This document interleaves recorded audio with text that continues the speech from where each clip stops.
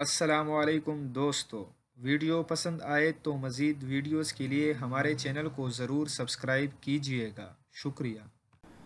بین الاقوامی خبر رساں ادارے کے مطابق شوہر سے اختلافات اور ناچاکی کے باعث بچوں کے ہمراہ دبئی سے پہلے جرمنی اور پھر برطانیہ منتقل ہو جانے والی شہزادی حیا بنت حسین نے بچوں کی تحویل اور جبری شادی کے خلاف برطانوی عدالت سے رجوع کر لیا ہے۔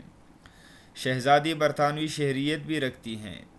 ویلز کی عدالت میں شہزادی نے جبری طور پر شوہر کے ساتھ رہنے اور بچوں کی فلاح و بہبود کے قانون کے تحت مقدمہ درج کرا دیا ہے۔ امیر دبئی محمد بن راشد ال مکتوم کے ترجمان کی جانب سے مقدمے سے متعلق کسی قسم کا تبصرہ سامنے نہیں آیا، تاہم محمد بن راشد نے انسٹاگرام پر ایک نظم شائع کی تھی جس میں شہزادی کی بے وفائی کا ذکر کیا گیا تھا۔ واضح رہے کہ 45 سالہ حیا بنت حسین، جو کہ اردن کے سابقہ بادشاہ کی بیٹی اور موجودہ بادشاہ کی سوتیلی بہن ہیں، نے اچانک دبئی سے بچوں کے ہمراہ نکل کر گزشتہ ماہ لندن میں پناہ لے رکھی تھی۔